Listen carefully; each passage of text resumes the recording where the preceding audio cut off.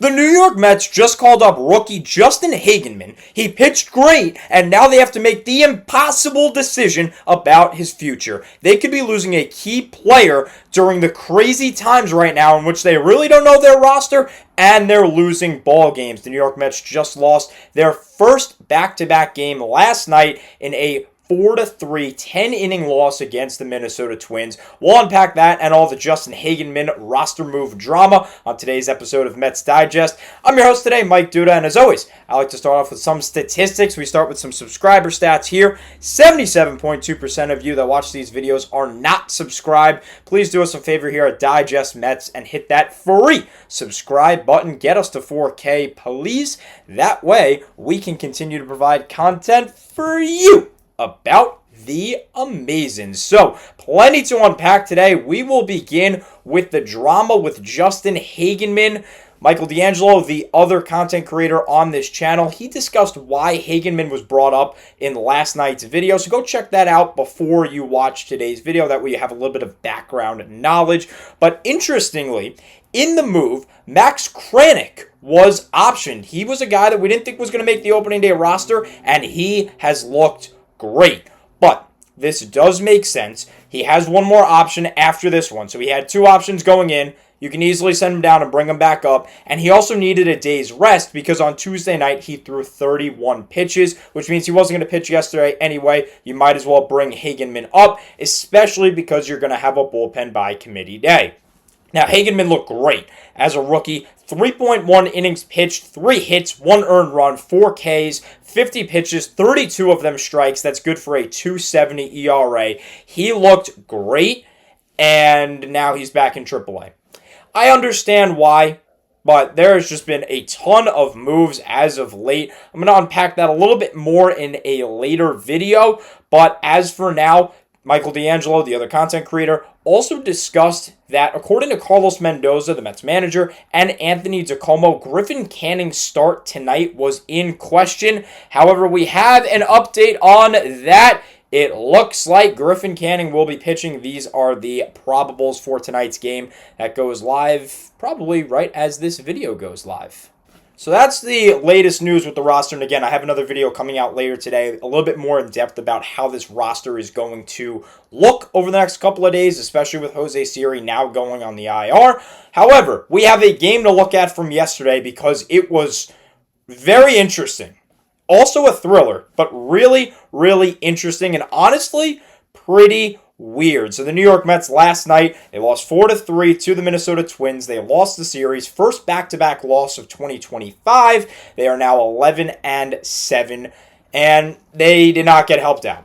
Minnesota's defense was just stellar last night on all fronts. We saw it especially with Harrison Bader, who is the guy that I actually want to close with because, of course, a former Met is destroying the Mets in the 2 games that he plays in this series. But, as always, here we go. Putrid hitting, especially timely hitting. You see the ground into double plays there. Soto had one, and it was brutal. It was a 4 unassisted double play, which for those of you that aren't familiar with scorebooks, that means he grounded out to first.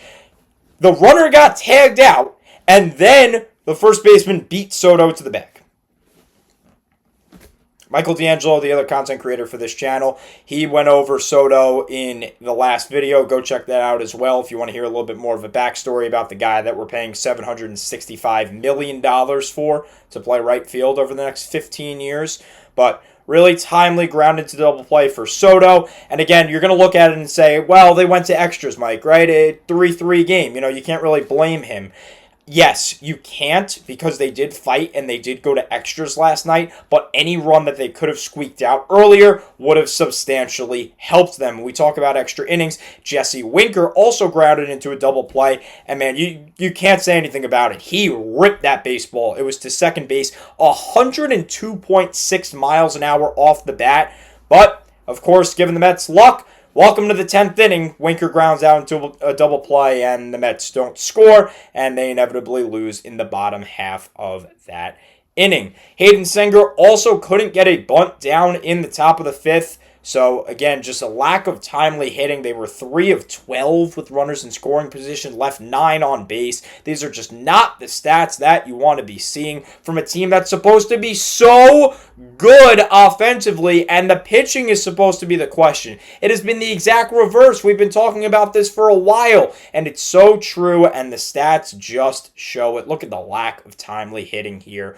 from our Metropolitans. So, another thing that didn't go our way, bang bang plays. Now, this was a really, really interesting play. This happened in the bottom of the 6th with Jose Butto. There were 2 outs, and Ryan Jeffers, the Minnesota catcher, was on second base. Willie Castro was the batter. He hits a ground ball towards first. I believe it was first, and Alonso fielded it. He throws over to Butto. You see here, he was clearly out, but Butto proceeded from there to discuss with the umpire for a couple of seconds, pleading his case that Castro was clearly out, which again, the picture shows that's a little irrelevant as of right now for this part of the story. He doesn't turn around to realize that Jeffers is coming around third and he's scoring. And this reminds Met fans, probably if you were around, of a play that happened almost 25 years ago to the day, April 30th, 1990, with David Cone. Breaking ball, grounder. Marshall lets Jeffries get it, tossed to Cone, he tags the bag. And they say safe. Watch the runner, he's not watching. The runner scores. And Cone arguing. Here comes the second runner. The second scores. I don't believe I just saw that. Now, going back to this play, the Mets could not challenge it. They used a challenge earlier, and there was a lot of controversy when it came to this specific call, particularly from the Met broadcasting booth, which is really pretty impartial for the most part. They're pretty unbiased, but you see the quotes here. Gary Cohen saying he was out by a mile, but the Mets don't have a challenge because they used one on the play at second base. That was referring to a play earlier. And keep in mind, if you unsuccessfully challenge, boom, there goes your challenge, and the Mets fell victim to that again last night. However, Cohen and Keith Hernandez, who was the other guy in the booth last night, they agreed that Butto was not necessarily unpart of it. He was definitely part of it. He was a problem. See the quote there from Hernandez. Now, Butto, you're taught this, and Ron Darling, who's another guy that would be in the booth with the Mets, I know is watching at home. You cannot look at the umpire and assume on the call. When there's a runner on second base, you gotta catch that ball and look home. Butto didn't do it. You've got to turn. Hernandez there is referring to Ron Darling, a former pitcher of the Mets. And again, this looked just like that David Cone clip that I showed you earlier. And then even more interesting things struck from here. Look at this. The umpire last night, the first base umpire, Hunter Wendelstedt, I believe I said that correctly. He got smoked by a line drive by Tyrone Taylor. I mean, this doesn't go to show anything bad about the Mets and how their offense has been putrid, and especially in timely situations. This just goes to show what a weird game it was last night. I mean, he got smoked. I feel horrible for him. And then what had to happen is you don't have a backup umpire on standby. That's not really baseball. It's not really how it works. So he had to leave the game. There's visible blood pouring from him, obviously. He got smoked in the head with a line drive. And then, because of that, there's only 3 umpires for the rest of the game.